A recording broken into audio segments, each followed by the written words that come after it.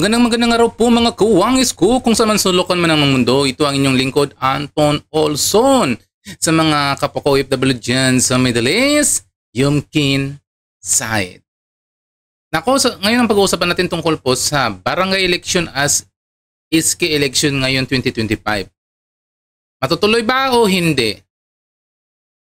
Kasi diba kung maalala nyo, si Atty. Makalintal nag-file na doon sa Supreme Court na gusto niyang matuloy talaga ang barangay election ngayon 2025 kaso lang wala pang binibigay na tugon yung Supreme Court.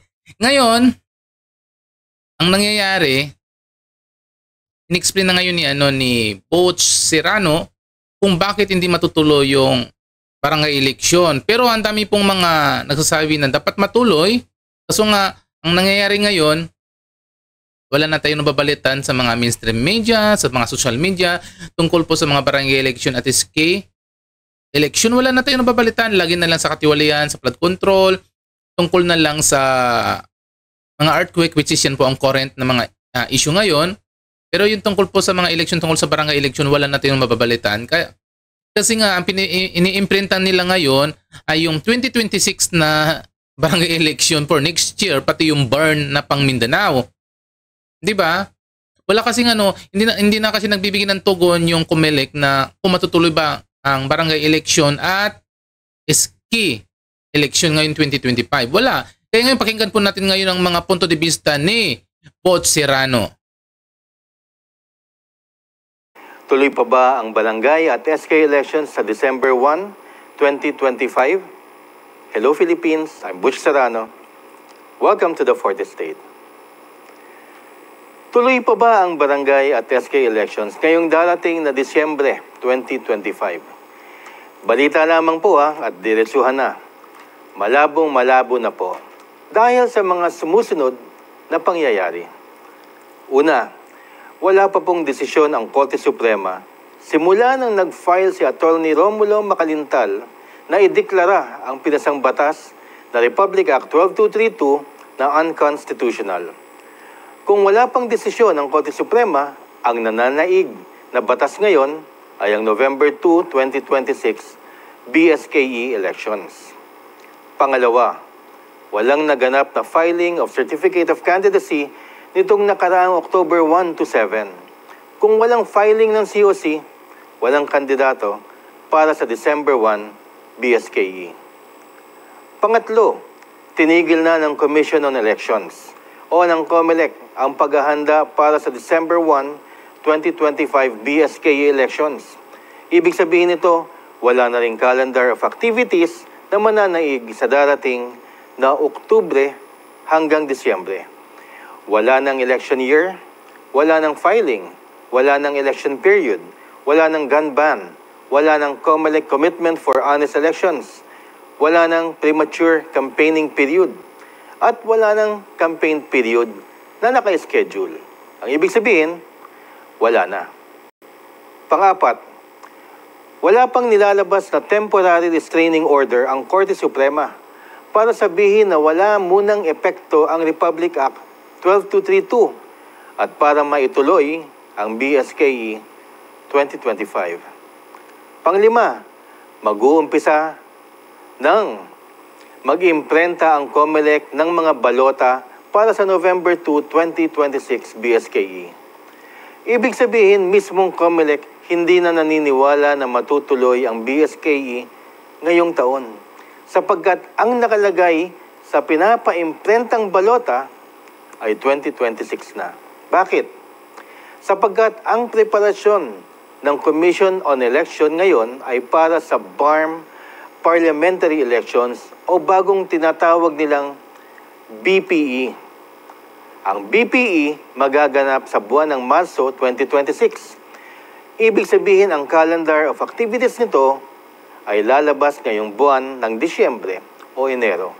Kaya tinigil muna preparasyon sa BSKE dahil magkakaroon muna ng BPE ayon na rin sa alituntunin ng Korte Suprema. Pang-anim, dahil sa first quarter of 2026 ang BARM parliamentary elections, hindi pwedeng magkaroon ng susunod na eleksyon sa loob ng 5 buwan palugit para sa COMELEC Kaya't inaasahang pagkatapos ng BARM parliamentary election sa Marso, ang susunod na palugit kung sakaling mapaaga ang BSKE ay sa mga bare months na ng 2026. At kung sakaling madeklara na unconstitutional ang Republic Act 12232, ang uunahin muna ng COMELEC bago ang bagong petsa ng halalan ay kung kailan ang 3 buwan na calendar of activities para sa BSKE 2026. Kung sakali naman na umiiral na batas ay madeklarang constitutional ng Korte Suprema, legit na at tuloy na sa November 2. So ayan mga kawangis ko, malinaw na malinaw pa sa sabaw na wala pang ini-issue ng Supreme Court after na mag-submit si Atty. Makalintal tungkol po sa barangay election SK election. Wala pong binibigay pa yung Supreme Court na kasagutan. Kaya malinaw na hindi mangyayari yung barangay election. Hindi mangyayari ngayon 2025, hindi po mangyayari. Kaya dyan sa mga aspiring na mga barangay officials, pati ang gusto tumakbo sa mga pagka-barangay, hintay lang kayo sa 2026, November, mag-ipon kayo. Kasi tingin ko kahit mga barangay, parang mayroon din tinatawag yan na bayaran. Lalo pa sa mga malalaking mga barangay, mga first class barangay. Ako, laki rin ang kanilang era dyan eh. Kaya dyan sa mga sa mga nakaupo dyan na mga barangay officials, ako, magtatagal pa sa inyo yung pag-upo nyo sa barangay at ang dami namang maiinis sa inyo yung mga agin sa inyo dyan. Kaya tiis lang kayo dyan mga may yung mga naiinis yun, magtiis na lang kayo. Magtiis na lang kayo dyan. Antayin nyo na lang sa 2026 kasi nga ilang kimbot na lang, mag-2026 na eh, Oktubre na ngayon eh.